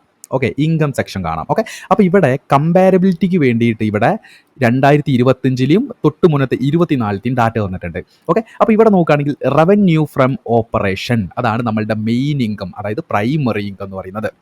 ഓക്കെ, 2025, അതായത് ഈ ഒരു ഇയറിൽ എത്രയാണ്? 57,789 കോടി ആണ് ആക്ച്വലി എന്ത് ഇൻകം ഫ്രം ഓപ്പറേഷൻ എന്ന് പറയുന്നത്. പ്രീവിയസ് ഇയറിലെ, അതായത് 2024 നോക്കൂ, 49,532, അതായത് ഇൻകം കൂടിയിട്ടുണ്ട്. ഓക്കെ, അത് ആ ഒരു കൂടിയിട്ടുണ്ടോ കുറഞ്ഞിട്ടുണ്ടോ ഉള്ള ഒരു കമ്പാരിബിലിറ്റിക്ക് വേണ്ടിയിട്ടാണ് ഇവിടെ കൊടുത്തിട്ടുള്ളത്. പക്ഷേ മെയിൻ എന്ന് പറയുന്നത് ഇതാണ് മെയിൻ. ഓക്കെ, ഇതാണ് ആക്ച്വലി മെയിൻ എന്ന് പറയുന്നത്. ഓക്കെ, അപ്പോൾ ഇവിടെ നോക്കൂ നിങ്ങൾ, income from operation. Okay, income from operation എന്ന് പറയുന്നത് 31 മാർച്ച് 2025 എത്രയാണ്? 57,789. ഓക്കെ, അത് പ്രീവിയസ് ഇയറിൽ എത്രയായിരുന്നു വന്നത്? 49,532. Got it? അപ്പോൾ ഇതിൻ്റെ കൂടുതൽ ഡീറ്റെയിൽസ് അറിയണമെങ്കിൽ നോട്ട്സ് 24 ഉണ്ട്. ഇവിടെ നമ്മൾ എന്ത് ചെയ്യുന്നു? 24 പോയിട്ട് വ്യക്തമായിട്ട് തന്നെ നിങ്ങൾക്ക് മനസ്സിലാക്കാം. ഓക്കെ, നെക്സ്റ്റ് എന്ന് പറയുന്നത്, അതായത് ഇൻകം റവന്യൂ ഫ്രം ഓപ്പറേഷൻ പറഞ്ഞു. Next other income. Other income നമ്മൾ എന്താ പറഞ്ഞത്? മെയിൻ ബിസിനസ്സിൽ നിന്നല്ല, പകരം ഔട്ട്സൈഡ് ദ ബിസിനസ്, ആ ബിസിനസ്സിൻ്റെ പുറത്തുനിന്ന് വന്നിട്ടുള്ള ഇൻകം. അതെത്രയാണ്? 174 ആണ് ആക്ച്വലി നമ്മുടെ 2025 നമ്മളുടെ ഇൻകം എന്ന് പറയുന്നത്. 2025 എന്ന് പറയുമ്പോൾ 2024 ആണെന്ന് മനസ്സിലാക്കണം. പക്ഷേ എഴുതുമ്പോൾ നമ്മൾ 2025 എന്നാണ് എഴുതുക. ഇവിടെ 2024 എന്ന് പറയുമ്പോൾ എത്രയാണ്? 2023 കണക്കാണ്. ഓക്കെ, അപ്പോൾ ഫൈനാൻഷ്യൽ ഇയറും കലണ്ടർ ഇയറും തമ്മിലുള്ള വ്യത്യാസമാണ്. ഓക്കെ, അപ്പോൾ ഇൻകം ഫ്രം ഓപ്പറേഷൻ നമ്മൾ പറഞ്ഞു. അതർ ഇൻകം നോക്കൂ, 2025 174, അതുപോലെ തന്നെ പ്രീവിയസ് ഇയറിൽ 189. അപ്പോൾ എന്താണ്? അതർ ഇൻകം നമുക്കെന്താണ്? പ്രീവിയസ് ഇയറിനെ വെച്ച് കമ്പയർ ചെയ്യുമ്പോൾ ഈ ഇയറിൽ എന്ത് വന്നിട്ടുണ്ട്? അതർ ഇൻകം കുറഞ്ഞിട്ടുണ്ട്. ഓക്കെ, അപ്പം കമ്പാരബിലിറ്റി മനസ്സിലായല്ലോ. അങ്ങനെയാണെങ്കിൽ ടോട്ടൽ ഇൻകം എന്ന് പറയുന്നത് എന്താണ്? Revenue from operation other income കൂടി കൂട്ടിക്കഴിഞ്ഞാൽ നമുക്ക് എന്ത് കിട്ടും? നമുക്ക് ടോട്ടൽ ഇൻകം കിട്ടും. അതായത് 57,963 കോടി രൂപയാണ് ആക്ച്വലി 2025 നമ്മളുടെ DMartൻ്റെ ടോട്ടൽ ഇൻകം എന്ന് പറയുന്നത്. പ്രീവിയസ് ഇയറിൽ എത്രയായിരുന്നു? 49,722. ഓക്കെ, അപ്പോൾ ഈ നോട്ട്സിലെ സെക്ഷൻ, അതായത് ഈ അതർ ഇൻകം നോട്ട്സിലെ സെക്ഷൻ 25 പോയാൽ അതർ ഇൻകംസ് എന്തൊക്കെയാണെന്ന് നമുക്ക് ഡീറ്റെയിൽ ആയിട്ട് മനസ്സിലാക്കാൻ വേണ്ടി പറ്റും. ഓക്കെ, അപ്പോൾ ഇവിടെ സിമ്പിളായിട്ട് മനസ്സിലാക്കിയോ, നമ്മുടെ ടോപ്പ് ലൈൻ ഐറ്റം എന്ന് പറയുന്നത് ഇൻകം ആണ്. Revenue from operation, other income രണ്ടും കൂടി കൂട്ടുമ്പോൾ നമുക്ക് ടോട്ടൽ ഇൻകം കിട്ടും. ഓക്കെ, അപ്പോൾ മനസ്സിലായല്ലോ. അങ്ങനെ നമ്മൾ നെക്സ്റ്റ് ഐറ്റത്തിലേക്ക് പോവാണ്. നമ്മളുടെ structure of P and L സ്റ്റേറ്റ്മെൻറ്റിൽ നമ്മൾ ഇൻകം പറഞ്ഞു, income from operation and other income രണ്ടും പാടി കൂട്ടുമ്പോൾ ടോട്ടൽ ഇൻകം കിട്ടും. നമ്മൾ പ്രോഫിറ്റ് ആൻഡ് ലോസ് സ്റ്റേറ്റ്മെൻറ്റിൽ പോയിട്ട് കൃത്യമായിട്ട് മനസ്സിലാക്കി. നെക്സ്റ്റ് നമുക്ക് വരുന്നത് എക്സ്പെൻസ്. ഈ എക്സ്പെൻസ് നമ്മൾ എന്ത് ചെയ്യണം? ടോട്ടൽ ഇൻകത്തിൽ നിന്ന് മൈനസ് ചെയ്യണം. ഓക്കെ, അപ്പോൾ എക്സ്പെൻസുകൾ എന്തൊക്കെയാണ്? ഫസ്റ്റത്തെ എക്സ്പെൻസ് എന്ന് പറയുന്നത് purchase of stock in trade. എന്താണ് purchase of stock in trade എന്ന് പറഞ്ഞാൽ? അതായത് ഇപ്പോൾ ഡി മാർട്ട് എന്ന് പറയുന്നത് എന്താണ്? ഒരു അവന്യൂ സൂപ്പർ മാർട്ടാണ്. അപ്പോൾ അവിടേക്ക് അവർക്ക് കച്ചവടം ചെയ്യണമെങ്കിൽ എന്തൊക്കെ കാര്യങ്ങൾ വേണം? ആ ഓരോ ഗ്രോസറീസ് ഐറ്റംസ്, ഓരോ കാര്യങ്ങൾ, ഇതൊക്കെ എന്താണ്? Purchase of stock in trade. അതായത് അവർക്ക് വിൽക്കാനുള്ള സാധനങ്ങളൊക്കെ അവർ ആദ്യം വാങ്ങേണ്ടതുണ്ട്. ഓക്കെ, അപ്പോൾ അതാണ് ആക്ച്വലി അവരുടെ purchase of stock in trade എന്ന് പറയുന്നത്. ഓക്കെ, നെക്സ്റ്റ് എന്ന് പറയുന്നത് change in inventories of stock in trade. Okay, എന്താണ് ഈ change in inventories of stock in trade? സിമ്പിളായിട്ട് പറയുകയാണെങ്കിൽ നമ്മുടെ ഓപ്പൺ സ്റ്റോക്കും ക്ലോസിംഗ് സ്റ്റോക്കും തമ്മിലുള്ള ഡിഫറൻസ് ഉണ്ടല്ലോ, ഒരു വർഷം എത്ര ഡിഫറൻസ് വന്നു, അതാണ് actually change in inventories of stock in trade എന്ന് പറയുന്നത്. ഓക്കെ, നെക്സ്റ്റ് എന്ന് പറയുന്നത് എന്താണ്? Employee benefit expense. അതായത് എംപ്ലോയീസിന് സാലറി കൊടുക്കണം, അവർക്ക് ഇൻഷുറൻസ് വേണം. അതായത് എംപ്ലോയീസിൻ്റെ എല്ലാ ബെനിഫിറ്റ്സും ആക്ച്വലി ഈ എംപ്ലോയി ബെനിഫിറ്റ് എക്സ്പെൻസിൽ വരും. ഓക്കെ, നെക്സ്റ്റ് എന്ന് പറയുന്നത് എന്താണ്? Finance cost. Okay, finance cost എന്ന് പറയുമ്പോൾ എന്താണ്? അവർ ലോൺ എടുത്തിട്ടുണ്ടെങ്കിൽ അതിനുള്ള ഇൻട്രസ്റ്റ് കൊടുക്കണം. അതുപോലെ തന്നെ ഡിബഞ്ചേഴ്സ് അല്ലെങ്കിൽ ഇനി അതർ ക്രെഡിറ്റ് ഫെസിലിറ്റീസ് എന്തെങ്കിലുമൊക്കെ ചെയ്തിട്ടുണ്ടെങ്കിൽ അതിന് ഇൻട്രസ്റ്റ് കൊടുക്കേണ്ടതായിട്ടുണ്ട്. അപ്പോൾ ഇതെല്ലാം എന്താണ്? ഫൈനാൻസ് കോസ്റ്റിൽ വരും. ഓക്കെ, നെക്സ്റ്റ് എന്ന് പറഞ്ഞാൽ ഡിപ്രീസിയേഷൻ ആൻഡ് അമോർട്ടൈസേഷൻ. അതായത് ഈ ഡിപ്രീസിയേഷൻ ആൻഡ് അമോർട്ടൈസേഷൻ എന്ന് പറയുന്നത് വെരി ഇമ്പോർട്ടൻ്റ് ആയിട്ടുള്ള കാര്യമാണ്. അതായത് നമുക്ക് ഓരോ കമ്പനിക്കും അസറ്റ്സ് ഉണ്ടാവും. അസറ്റ്സിനെ തന്നെ നമ്മൾ രണ്ടായിട്ട് ക്ലാസിഫൈ ചെയ്യും. ഓക്കെ, അസറ്റ്സിനെ തന്നെ നമ്മൾ എന്താണ്? രണ്ടായിട്ട് ക്ലാസിഫൈ ചെയ്യും. ഓക്കെ, എന്താണ്? ഒന്ന് എന്ന് പറയുന്നത് ടാഞ്ചിബിൾ അസറ്റ് എന്നും രണ്ടാമത് ഇൻടാഞ്ചിബിൾ അസറ്റ്സും. അതായത് ടാഞ്ചിബിൾ അസറ്റും ഇൻടാഞ്ചിബിൾ അസറ്റ്സും. അതായത് ടാഞ്ചിബിൾ അസറ്റ്സ് എന്ന് പറയുമ്പോൾ അസറ്റ്സ് നമുക്ക് കാണാൻ വേണ്ടി പറ്റും. ഓക്കെ, ഇൻടാഞ്ചിബിൾ അസറ്റ്സ് എന്ന് പറയുമ്പോൾ നമുക്ക് കാണാൻ കഴിയില്ല, പക്ഷെ അങ്ങനെ ഒന്നുണ്ട്. ഓക്കെ, അപ്പോൾ ഡിപ്രീസിയേഷൻ എന്ന് പറയുമ്പോൾ എന്താണ്? ഈ അസറ്റ്സിന് തേയ്മാനം സംഭവിക്കും. അതായത് കാലഹരണപ്പെടുന്നതിനനുസരിച്ച് അതിൻ്റെ വാല്യൂ ഡിക്രീസ് ആവും, അതിന് തേയ്മാനങ്ങൾ സംഭവിക്കും. ഓക്കെ, അപ്പോൾ ഈ ടാഞ്ചിബിൾ അസറ്റ്സ് ഏതൊക്കെയാണ്? Machinery, buildings, plant and property, ഇതൊക്കെ എന്താണ്? ടാഞ്ചിബിൾ അസറ്റ്സ് ആണ്. ഇതിൽ വരുന്ന ഡിപ്രീസിയേഷൻ അല്ലെങ്കിൽ ഇതിൽ വരുന്ന വാല്യൂ ഡിക്രീസിനെയാണ് നമ്മൾ ഡിപ്രീസിയേഷൻ എന്ന് പറയുന്നത്. ഡിപ്രീസിയേഷൻ. ഓക്കെ, നെക്സ്റ്റ് എന്ന് പറഞ്ഞാൽ അമോർട്ടൈസേഷൻ. അമോർട്ടൈസേഷൻ എന്ന് പറയുമ്പോൾ എന്താണ്? നമുക്ക് ഇൻടാഞ്ചിബിൾ അസറ്റ്സിന് വരുന്ന വാല്യൂ ഡിക്രീസ് ആണ്. ഏതൊക്കെയാണ് ഈ ഇൻടാഞ്ചിബിൾ അസറ്റ്സ് എന്ന് പറയുന്നത്? പാറ്റേൺസ്, സോഫ്റ്റ്വെയർസ്, ഇങ്ങനത്തെ കാര്യങ്ങളൊക്കെ എന്താണ്? ഇൻടാഞ്ചിബിൾ അസറ്റ്സ് ആണ്. അതൊക്കെ കമ്പനീസിന് അസറ്റ്സ് ആണ്, പക്ഷേ കാണാൻ വേണ്ടി പറ്റില്ല. പക്ഷെ അങ്ങനെ ഒന്നുണ്ട്. അപ്പം പറഞ്ഞു വരുന്നത് ഡിപ്രീസിയേഷൻ ആൻഡ് അമോർട്ടൈസേഷൻ എന്ന് പറയുന്നത് എന്താണ്? അത് അസറ്റ്സിൽ വരുന്ന വാല്യൂ ഡിക്രീസ് ആണ്. അതായത് അസറ്റ്സിനെ നമ്മൾ ടാഞ്ചിബിൾ അസറ്റ്സും ഇൻടാഞ്ചിബിൾ അസറ്റ്സും ആയിട്ട് ക്ലാസിഫൈ ചെയ്യുന്നുണ്ട്. ടാഞ്ചിബിൾ അസറ്റ്സ് എന്ന് പറയുമ്പോൾ machinery, building, plant and property, ഇതൊക്കെ ടാഞ്ചിബിൾ അസറ്റ്സ് ആണെങ്കിൽ പാറ്റേൺസ്, സോഫ്റ്റ്വെയർസ് എക്സെട്ര കാര്യങ്ങളൊക്കെ ഇൻടാഞ്ചിബിൾ അസറ്റ്സ് ആണ്. അപ്പോൾ ടാഞ്ചിബിൾ അസറ്റ്സിന് വരുന്ന വാല്യൂ ഡിക്രീസിനെ നമ്മൾ എന്താണ്? ഡിപ്രീസിയേഷൻ എന്നും ഇൻടാഞ്ചിബിൾ അസറ്റ്സിന് വരുന്ന ആ ഒരു വാല്യൂ ഡിക്രീസിനെ നമ്മൾ അമോർട്ടൈസേഷൻ എന്ന് പറയും. ഓക്കെ, അപ്പോൾ അതാണ് ഇവിടെ കൊടുത്തിട്ടുള്ളത്. ഓക്കെ, അപ്പോൾ ഇനി നമ്മൾ നോക്കേണ്ടത് എന്താണ്? അതർ എക്സ്പെൻസസ് ആണ്. ഓക്കെ, അപ്പോൾ എന്തൊക്കെയാണ് അതർ എക്സ്പെൻസസ് എന്ന് പറയുന്നത്? അതർ എക്സ്പെൻസസ് എന്ന് പറയുന്നത് നമ്മൾ പറഞ്ഞതുപോലെ റെൻ്റൽ, അതായത് ഞാൻ എൻ്റെ റെസ്റ്റോറൻറ്റിൽ കുറച്ച് എക്സ്പെൻസ് പറഞ്ഞല്ലോ, അത്തരം എക്സ്പെൻസുകൾ. റെൻ്റൽ, ഇലക്ട്രിസിറ്റി, വാട്ടർ ചാർജുകൾ വരും. അതേപോലെ റിപ്പേഴ്സ് ആൻഡ് മെയിൻ്റെനൻസ് വരും. അതുപോലെ മാർക്കറ്റിംഗ്, അഡ്വർടൈസിങ്, മറ്റു കാര്യങ്ങൾ വരും. ട്രാൻസ്പോർട്ടേഷന് വരും. അതുപോലെ ലീഗൽ ആൻഡ് പ്രൊഫഷണൽ ഫീസുകളായിട്ട് ചില എക്സ്പെൻസ് വരും. അതുപോലെ ഇൻഷുറൻസ് പ്രീമിയം. ഓക്കെ, ചില പ്രോപ്പർട്ടീസ്, വെഹിക്കിൾ, എംപ്ലോയീസ്, ഇവർക്കൊക്കെ ഇൻഷുറൻസ് കൊടുക്കേണ്ടതായിട്ടുണ്ട്. ഓക്കെ, അപ്പോൾ അതൊക്കെ അതർ എക്സ്പെൻസിൽ വരും. പിന്നെ മിസലേനിയസ് എക്സ്പെൻസ്, അതായത് ഡേ ടു ഡേ കാര്യങ്ങൾ മീറ്റ് ചെയ്യാനായിട്ട് എക്സ്പെൻസ് വരും. അപ്പോൾ ഇത്തരം കാര്യങ്ങളൊക്കെ എന്താണ്? എക്സ്പെൻസുകളായിട്ട് വരും. ഈ എക്സ്പെൻസ് എന്താ ചെയ്യേണ്ടത്? നമ്മളുടെ ടോട്ടൽ ഇൻകത്തിൽ നിന്ന് ഡിഡക്റ്റ് ചെയ്യേണ്ടതാണ്. അപ്പോൾ നമുക്കെന്താണ്? നേരെ ഡി മാർട്ടിൻ്റെ പ്രോഫിറ്റ് ആൻഡ് ലോസ് അക്കൗണ്ടിൽ പോയിട്ട് ടോട്ടൽ ഇൻകത്തിൽ നിന്ന് ഡിഡക്റ്റ് ചെയ്ത് വരാം. അങ്ങനെ നേരെ നമ്മളെന്താണ് എക്സ്പെൻസ് ഡിഡക്റ്റ് ചെയ്യാൻ വേണ്ടി പോവാണ്. ഓക്കെ, അപ്പോൾ നമ്മൾ പഠിച്ചു ഫസ്റ്റ് ടോപ്പ് ലൈൻ ഇൻകം എന്ന് പറയുന്നത്, ടോപ്പ് ലൈൻ ഐറ്റം എന്ന് പറയുന്നത് ഇൻകം ആണ്. ഇൻകം റവന്യൂ ഫ്രം ഓപ്പറേഷൻ നമ്മൾ പഠിച്ചു, അതർ ഇൻകം പഠിച്ചു, അത് രണ്ടും പാടി കൂട്ടി ടോട്ടൽ ഇൻകം കിട്ടി. ഓക്കെ, ഇനി രണ്ടാമത്തെ ഐറ്റമാണ് എക്സ്പെൻസസ്. ഇവിടെ നോക്കൂ എക്സ്പെൻസസുകൾ. ഓക്കെ, അപ്പോൾ എക്സ്പെൻസുകൾ നമ്മൾ ഡിഡക്റ്റ് ചെയ്യുകയാണ്. ഓക്കെ, അപ്പോൾ purchase of stock in trade, അതായത് നമ്മളുടെ കച്ചവടത്തിനായിട്ടുള്ള, അതായത് ഈ സൂപ്പർ മാർക്കറ്റിൽ വിൽക്കേണ്ട സാധനങ്ങൾ വാങ്ങാനുള്ള എമൗണ്ട് എത്രയായി? 50,698. അത് പ്രീവിയസ് ഇയറിൽ എത്രയായിരുന്നു? 43,214. അതായത് കൂടിയിട്ടുണ്ട്. ഓക്കെ, നെക്സ്റ്റ് എന്ന് പറഞ്ഞാൽ changes in inventories of stock in trade. അതായത് ഈ സംഭവം എന്താണ്? കുറച്ച് കോംപ്ലിക്കേറ്റഡ് ആണ്. Change in inventories of stock in trade എന്ന് പറയുന്നത് ഓപ്പണിംഗ് സ്റ്റോക്കും ക്ലോസിംഗ് സ്റ്റോക്കും തമ്മിലൊരു ഡിഫറൻസ് ആണ്. അതായത് ഒരു വർഷം രണ്ടും തമ്മിൽ എത്ര വ്യത്യാസം വന്നു. പക്ഷേ ഇവിടെ നോക്കുകയാണെങ്കിൽ എന്താണ്? ഇത് മൈനസ് ഫിഗറിലായിട്ടാണ് കാണിക്കുന്നത്. എന്തുകൊണ്ടാണ് ഇത് മൈനസ് ഫിഗറിൽ കാണിക്കാൻ വേണ്ടി വന്നത്? ഇവിടെ ക്ലോസിംഗ് സ്റ്റോക്ക് കൂടുതലാണ്. അതായത് ഓപ്പൺ സ്റ്റോക്കിനെ കമ്പയർ ചെയ്യുമ്പോൾ ക്ലോസിംഗ് സ്റ്റോക്ക് കൂടുതലായതുകൊണ്ട് തന്നെ അവിടെ എക്സ്പെൻസ് കുറയുകയാണ് ചെയ്യുക. ഓക്കെ, അതുകൊണ്ടാണ് ഇവിടെ മൈനസ് ഫിഗറിലിട്ടുള്ളത്. ഓക്കെ, കൂടുതൽ കോംപ്ലിക്കേറ്റഡ് ആക്കുന്നില്ല. നെക്സ്റ്റ് നോക്കുകയാണെങ്കിൽ എന്താണ്? എംപ്ലോയി ബെനിഫിറ്റ് എക്സ്പെൻസ് ആണ്. എംപ്ലോയി ബെനിഫിറ്റ് എക്സ്പെൻസ് എന്ന് പറയുമ്പോൾ എന്താണ്? അത് എംപ്ലോയീസിനുള്ള കാര്യങ്ങൾ എന്തൊക്കെയായിരിക്കും? സാലറി, ബോണസ്, PF, മറ്റു കാര്യങ്ങളെല്ലാം. അതെത്രയാണ്? 2025 1,13,013 കോടി. ഓക്കെ, 2024 എത്രയാണ് വരുന്നത്? 785 വന്നത്. Next finance cost. Finance cost എന്ന് പറയുമ്പോൾ നമ്മളുടെ ക്രെഡിറ്റ് ഫെസിലിറ്റീസ്, ഡിബഞ്ചേഴ്സ്, ലോൺ ഇതൊക്കെ കൊടുത്തിട്ടുണ്ട്. അല്ലെങ്കിൽ ഫൈനാൻഷ്യൽ ഒബ്ലിഗേഷൻ നമുക്കുണ്ടെങ്കിൽ അതിന് നമ്മൾ കൊടുക്കുന്ന കോസ്റ്റാണ്. ഓക്കെ, നമ്മുടെ ലോണ് തിരിച്ചടയ്ക്കാനുള്ള പൈസ, നമ്മൾ ഡിബഞ്ചേഴ്സ് ഇഷ്യൂ ചെയ്തിട്ടുണ്ടെങ്കിൽ അതിന് കൊടുക്കേണ്ട ഇൻട്രസ്റ്റ്, ക്രെഡിറ്റ് ഫെസിലിറ്റീസും മറ്റും കൊടുത്ത് അതിന് ഇൻട്രസ്റ്റ്. അത് 2025 57 കോടിയാണെങ്കിൽ 2024 അത് 44 കോടിയായിരുന്നു. നെക്സ്റ്റ് എന്താണ്? Depreciation and amortisation. അതായത് നമ്മുടെ ടാഞ്ചിബിൾ അസറ്റ്സിന് വരുന്ന തേയ്മാനം ഡിപ്രീസിയേഷനും, ഇൻടാഞ്ചിബിൾ അസറ്റ്സിന് വരുന്ന തേയ്മാനം അമോർട്ടൈസേഷനുമാണ്. അതെത്രയാണ്? 775 കോടിയാണ് 2025. 632 കോടിയാണ് പ്രീവിയസ് ഇയറിൽ. നെക്സ്റ്റ് എന്ന് പറയുന്നത് അതർ എക്സ്പെൻസ് ആണ്. മറ്റു ചില മിസലേനിയസ് എക്സ്പെൻസസുകൾ എന്താണ്? 2,617 2025. 2,101 പ്രീവിയസ് ഇയറിൽ. ഓക്കെ, അപ്പം ഓരോ എക്സ്പെൻസും ഇവിടെ നോട്ടിൽ കൊടുത്തിട്ടുണ്ട്.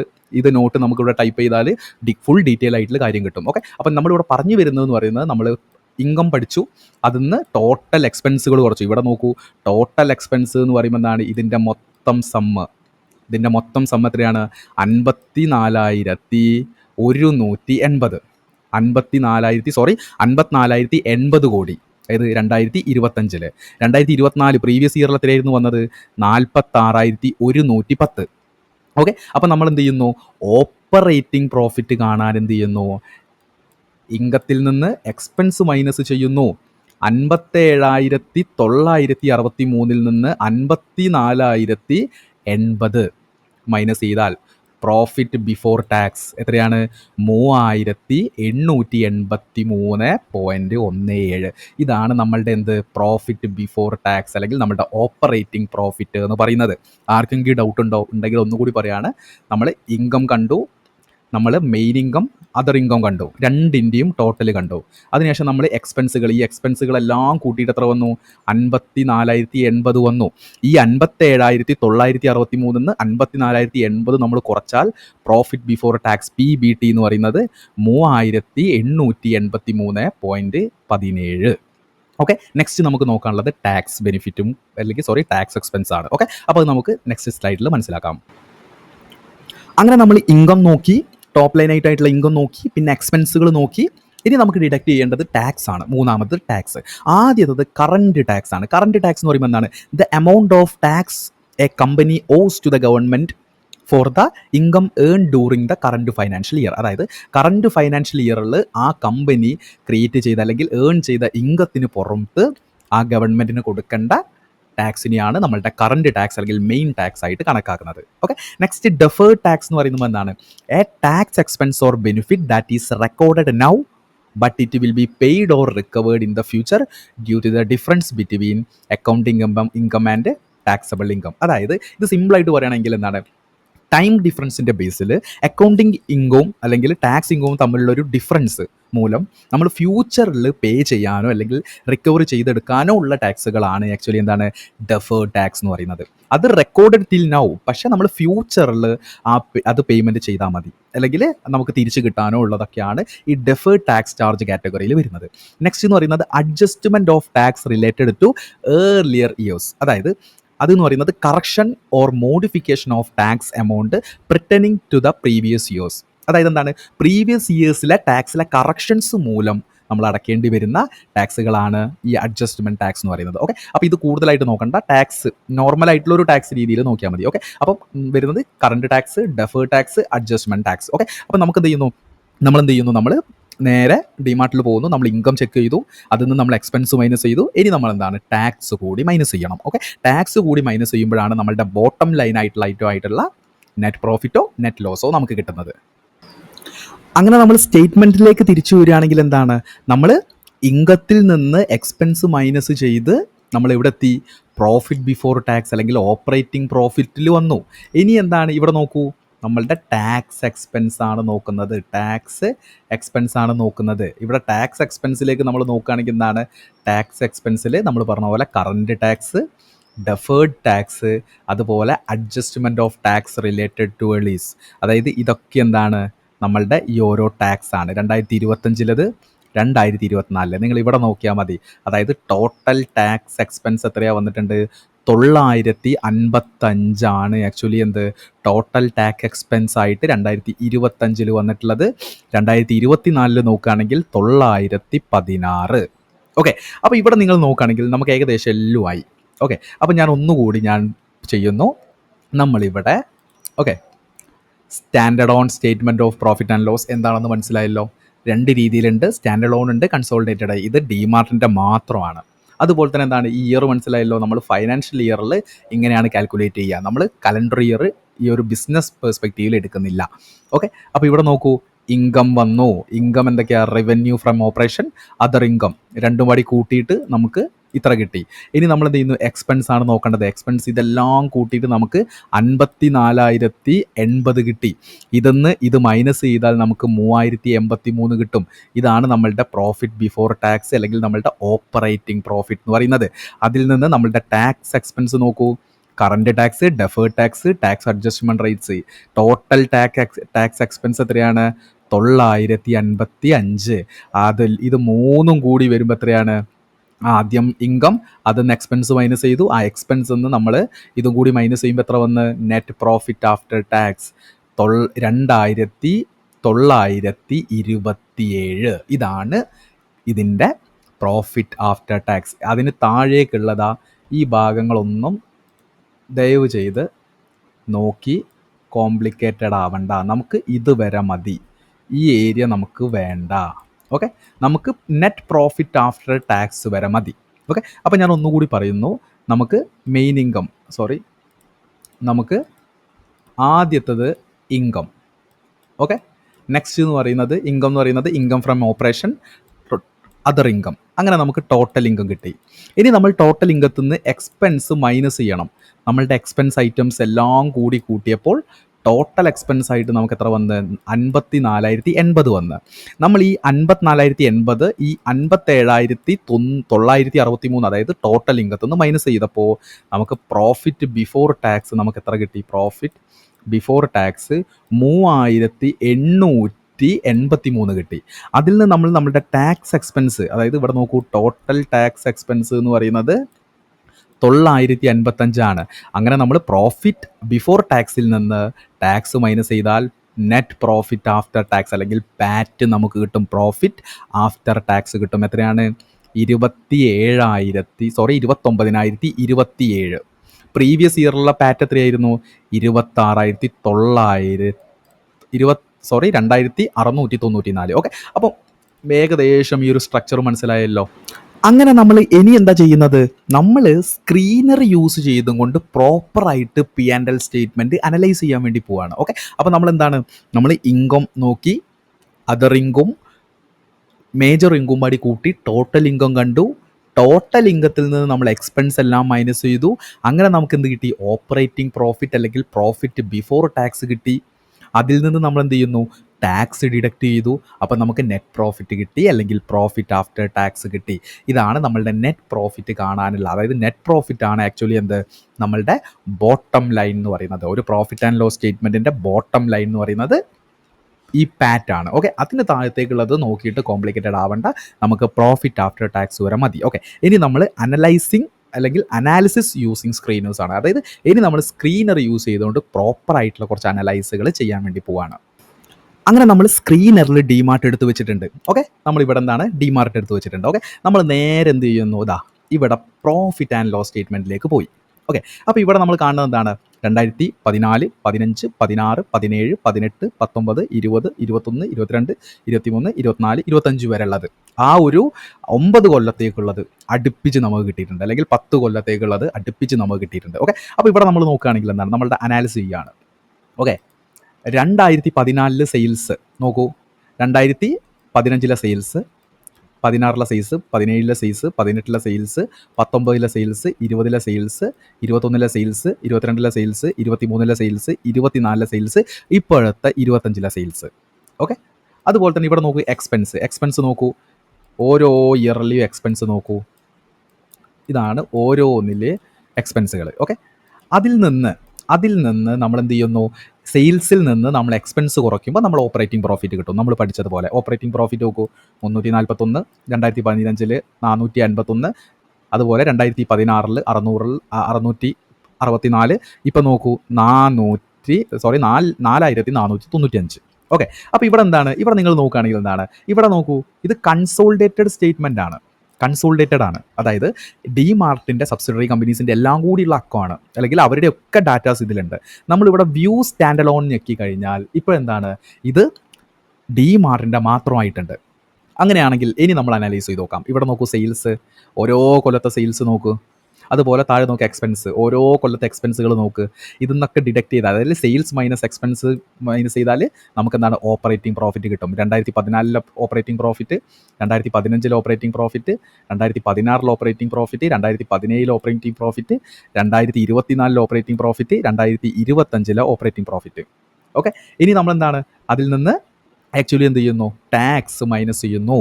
ഓക്കെ, ടാക്സ് കൂടി മൈനസ് ചെയ്യുന്ന സമയത്ത് എന്താണ്, നോക്കൂ, ഇവിടെ നോക്കൂ, ഇൻട്രസ്റ്റ്, ഡിപ്രീസ്, ഇതൊക്കെ എന്താണ് എക്സ്പെൻസുകളാണ്.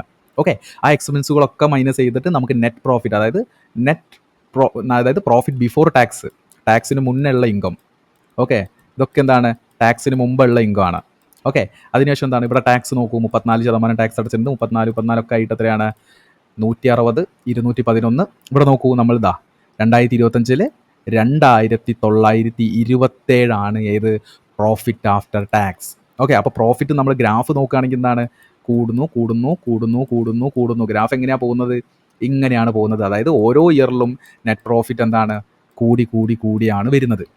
ഓക്കെ, അപ്പോൾ ഇതാണ് നെറ്റ് പ്രോഫിറ്റ് എന്ന് പറയുന്നത്. ഓക്കെ, അപ്പോൾ ഇനി നോക്കൂ, ഇവിടെ നമ്മൾ നോക്കേണ്ട മെയിൻ ഐറ്റംസ് എന്ന് പറയുന്നത്, ഒന്ന് സെയിൽസ് നോക്കണം, അതുപോലെ ഒന്ന് എക്സ്പെൻസുകൾ നോക്കണം, പിന്നുള്ളത് നെറ്റ് പ്രോഫിറ്റ് നോക്കണം. ഓക്കെ, 3 കാര്യങ്ങളാണ്, സെയിൽസ്, എക്സ്പെൻസ്, നെറ്റ് പ്രോഫിറ്റ് നോക്കണം. ഓക്കെ, ഇനി വെരി ഇമ്പോർട്ടൻ്റ് ആയിട്ടുള്ള ഒരു മെട്രിക്സ് ഞാൻ പറഞ്ഞല്ലോ, ഇവിടെ നോക്കൂ, ഇ പി എസ്, അതുപോലെ തന്നെ ഡിവിഡൻഡ് പേ ഔട്ട് റേഷ്യോ, അല്ലെങ്കിൽ ഡിവിഡൻഡ് പേ ഔട്ട് പെർസെൻറ്റേജ്. ഇവിടെ നോക്കുകയാണെങ്കിൽ EPS എന്ന് പറയുന്നത് ഏണിംഗ് പെർ ഷെയർ ആണ്.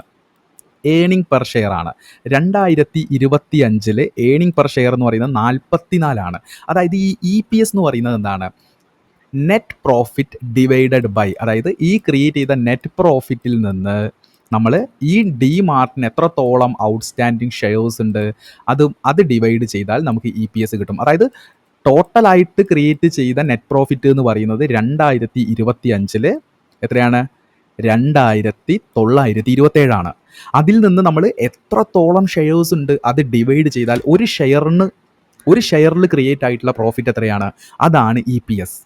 മനസ്സിലായല്ലോ, ഏണിംഗ് പെർ ഷെയർ, EPS, അതായത് നെറ്റ് പ്രോഫിറ്റ് എത്ര കിട്ടിയിട്ടുണ്ട് അത് ഡിവൈഡഡ് ബൈ ആ കമ്പനിക്ക് എത്ര ഷെയർ ഉണ്ട്, ഓരോ ഷെയറിനും എത്ര രൂപ വെച്ച് കിട്ടിയിട്ടുണ്ട്, ഇതാണ് EPS എന്ന് പറയുന്നത്. ഓക്കെ, അപ്പോൾ ഇവിടെ നോക്കുകയാണെങ്കിൽ എന്താണ്, 44 രൂപ അല്ലെങ്കിൽ 44.98 ഡിമാർട്ടിൻ്റെ ഒരു ഷെയറിൻ്റെ പ്രോഫിറ്റ്. അതാണ് EPS എന്ന് പറയുന്നത്, ഏണിംഗ് പെർ ഷെയർ. ഒരു ഷെയർ ഏൺ ചെയ്തത് 44.98. ഓക്കെ, ഒരു ഷെയറിലെ പ്രോഫിറ്റ്. ഓക്കെ, ഒരു ഷെയറിലെ ഏൺ ചെയ്ത എമൗണ്ട്. ഇനി നോക്കൂ, ഇവിടെ ഡിവിഡൻഡ് പേ ഔട്ട് റേഷ്യോ എന്ന് പറയുമ്പോൾ എന്താണ്, ഇവിടെ EPS നമുക്ക് 44 രൂപ ആയിട്ട് കണക്കാക്കാം. ഇതിനെ 2 ആയിട്ട് ക്ലാസിഫൈ ചെയ്യും. എന്തൊക്കെയാണ്, ഒന്ന് എന്ന് പറയുന്നത് ഡിവിഡൻഡ് എന്ന് പറയുമ്പോൾ തിരിച്ച് ആ ഷെയർ ഹോൾഡേഴ്സിന് കൊടുക്കുന്നത്. രണ്ടാമത് റീറ്റെയിൻഡ് ഏണിങ്സ് എന്ന് പറഞ്ഞാൽ എന്താണ്? ഈ 44 രൂപ മൊത്തം ഷെയർ ഹോൾഡേഴ്സിന് കൊടുക്കുമോ? കൊടുക്കില്ല. കുറച്ച് ഒരു ഭാഗം എന്ത് ചെയ്യും? ഡിവിഡൻ്റ് ആയിട്ട് കൊടുക്കും. ബാക്കിയുള്ളത് എന്ത് ചെയ്യും?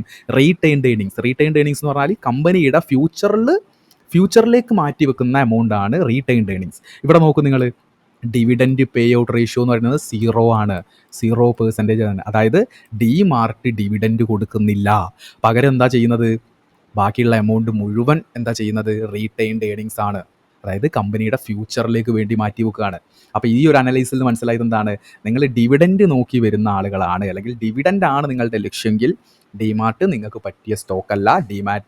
ഡിമാർട്ട് ഡിവിഡൻഡ് കൊടുക്കുന്നില്ല. That mean dividend pay out percentage എന്ന് പറഞ്ഞാൽ 0 ആണ്. അപ്പോൾ ഇതിൽ നമ്മൾ പഠിച്ചു EPS dividend pay out ratio. Okay, അപ്പോൾ നമ്മൾ എന്ത് ചെയ്യുന്നു? സ്ലൈഡിൽ പോയിട്ട് എന്താണ് EPS എന്നും എന്താണ് ഡിവിഡൻഡ്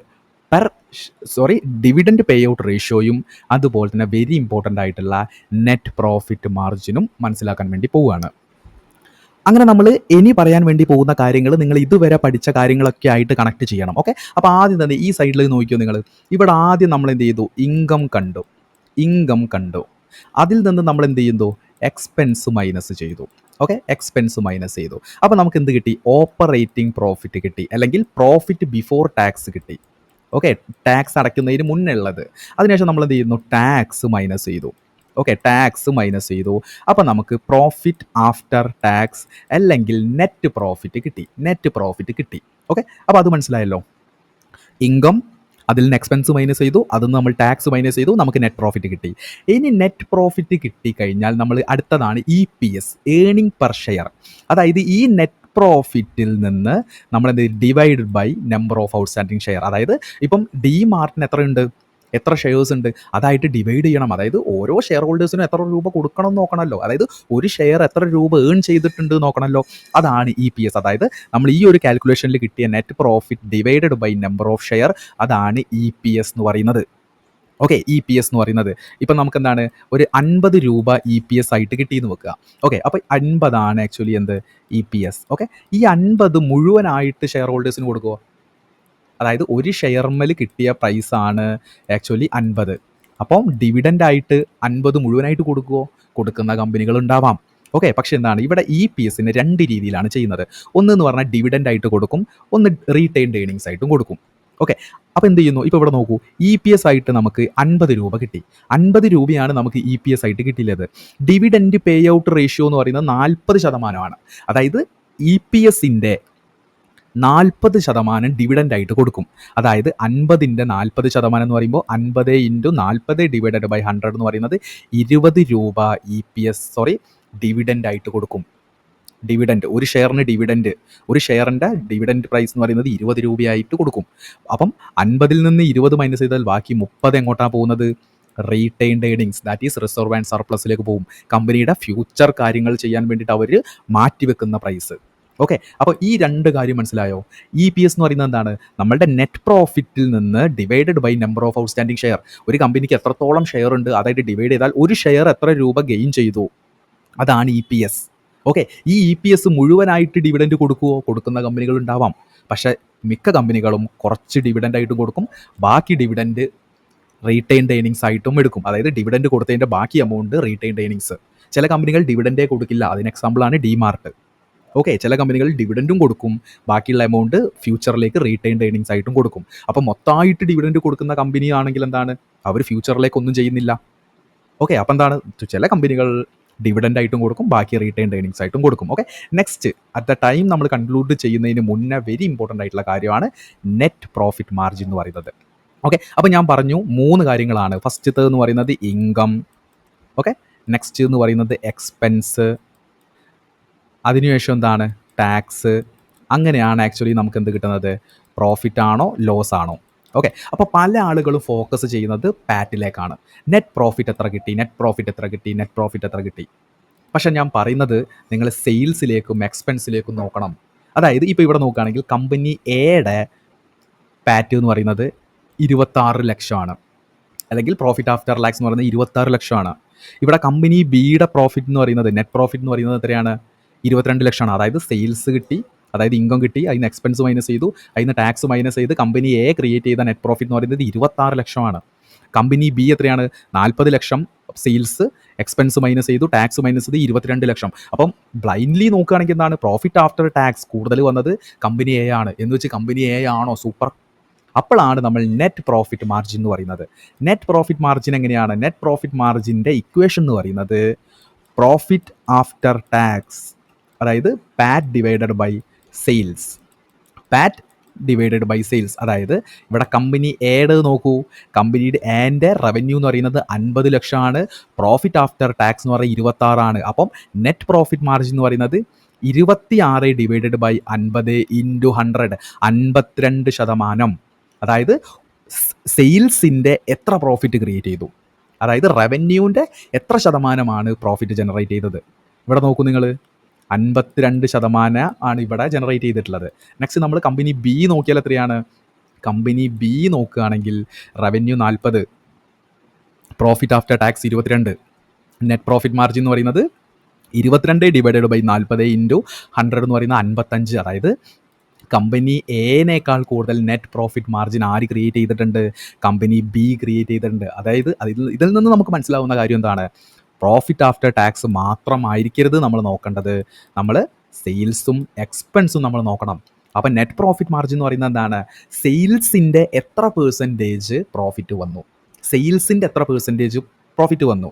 ഓക്കെ, അപ്പോൾ നെറ്റ് പ്രോഫിറ്റ് മാർജിൻ. ഓക്കെ, അപ്പോൾ അറ്റ് ദ ടൈം നമ്മൾ എന്താണ്, അറ്റ് ലാസ്റ്റ് നമ്മൾ കൺക്ലൂഷൻ പാർട്ടിലേക്ക് നോക്കുകയാണെങ്കിൽ എന്താണ്, ഈ ഒരു സെഷനിൽ നമ്മൾ പ്രോഫിറ്റ് ആൻഡ് ലോസ് സ്റ്റേറ്റ്മെൻറ്റിനെ കുറിച്ച് ഡീറ്റെയിൽ ആയിട്ട് തന്നെ മനസ്സിലാക്കി, വിത്ത് എക്സാമ്പിളിലൂടെ നമ്മൾ കാര്യങ്ങൾ മനസ്സിലാക്കി. അതിനുശേഷം നമ്മൾ അതിൻ്റെ സ്ട്രക്ചർ പഠിച്ചു. എങ്ങനെയാണ്? ഫസ്റ്റത്തെ ഇൻകം, ഓക്കെ, അതിൽ നിന്ന് നമ്മൾ എന്ത് ചെയ്യുന്നു? എക്സ്പെൻസ് ഡിഡക്റ്റ് ചെയ്യുന്നു. അങ്ങനെ കിട്ടുന്നതാണ് ആക്ച്വലി എന്ത്? പ്രോഫിറ്റ് ബിഫോർ ടാക്സ്, PBT, അല്ലെങ്കിൽ ഓപ്പറേറ്റിംഗ് പ്രോഫിറ്റ്. അതിൽ നിന്ന് നമ്മൾ എന്ത് ചെയ്യുന്നു? ടാക്സ് മൈനസ് ചെയ്യുന്നു. ടാക്സ് മൈനസ് ചെയ്യുന്ന സമയത്ത് പ്രോഫിറ്റ് ആഫ്റ്റർ ടാക്സ് കിട്ടും. ഇതാണ് ആക്ച്വലി എന്ത്? നമ്മളുടെ നെറ്റ് പ്രോഫിറ്റ് എന്ന് പറയുന്നത്. Net profit. നെക്സ്റ്റ് എന്ന് പറയുന്നത് നമ്മളുടെ മെട്രിക്സ് നമ്പർ 1 എന്ന് പറയുന്നത് EPS ആണ്.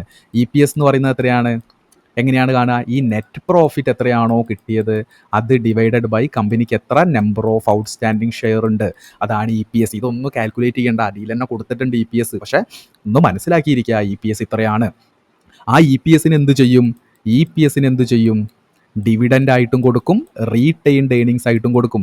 ഡിവിഡൻ്റ് ആയിട്ടും കൊടുക്കും, റീറ്റെയിൻഡ് ഏണിങ്സ് ആയിട്ടും കൊടുക്കും. ഡിവിഡൻ്റ് എന്ന് പറയുമ്പോൾ എന്താണ്? ഒരു ഇൻകം, അതായത് ഷെയർ ഹോൾഡ് ചെയ്യുന്ന ഷെയർ ഹോൾഡേഴ്സിന് ഒരു ഇൻകം ആയിട്ട് ഡിവിഡൻ്റ് കൊടുക്കും. റീറ്റെയിൻഡ് ഏണിങ്സ് എന്ന് പറയുന്നത് എന്താണ്? റീറ്റെയിൻഡ് ഏണിങ്സ് എന്ന് പറഞ്ഞാൽ ബാക്കി എമൗണ്ട്, അല്ലെങ്കിൽ ബാക്കി എത്രയാണോ ഉള്ളത് അത് ഫ്യൂച്ചർ ബെനിഫിറ്റിനായിട്ട് മാറ്റിവെക്കും കമ്പനി. ഇതൊരു റേഷ്യോൻ്റെ ബേസിലാണ് കൊടുക്കുന്നത്. അതാണ് ഡിവിഡൻറ്റ് പേ ഔട്ട് പെർസെൻറ്റേജ്, അല്ലെങ്കിൽ ഡിവിഡൻറ്റ് പേ ഔട്ട് റേഷ്യോ എന്ന് പറയുന്നത്. ഓക്കെ, പിന്നുള്ളത് എന്താണ്? നെറ്റ് പ്രോഫിറ്റ് മാർജിൻ ആണ്. നെറ്റ് പ്രോഫിറ്റ് മാർജിൻ എന്ന് പറയുന്നത് എന്താണ്? അത് നമ്മൾ പ്രോഫിറ്റ് ആഫ്റ്റർ ടാക്സ് അല്ലെങ്കിൽ നെറ്റ് പ്രോഫിറ്റ് മാത്രം നോക്കിയിട്ട് കമ്പനീനെ വിലയിരുത്തരുത്. കമ്പനീൻ്റെ സെയിൽസും കമ്പനിയുടെ എക്സ്പെൻസുകളും കൂടി നോക്കുക. ഓരോ സെയിൽസിലും കമ്പനി എത്ര പ്രോഫിറ്റ് ക്രിയേറ്റ് ചെയ്യുന്നു എന്നതും വ്യക്തമായിട്ടുള്ള കാര്യമാണ്. ഓക്കെ, അപ്പോൾ അറ്റ് ലാസ്റ്റ് എനിക്ക് ഒറ്റ കാര്യമേ പറയാനുള്ളൂ, കഴിയുന്ന രീതിയിൽ നമ്മൾ പറഞ്ഞിട്ടുണ്ട്. അപ്പോൾ പ്രോഫിറ്റ് ആൻഡ് ലോസ് സ്റ്റേറ്റ്മെൻറ്റിനെ കുറിച്ച് ഡീറ്റെയിൽ ആയിട്ട് കൂടുതൽ കാര്യങ്ങൾ മനസ്സിലായി എന്ന് തന്നെയാണ് എൻ്റെ വിശ്വാസം. Okay, thank you.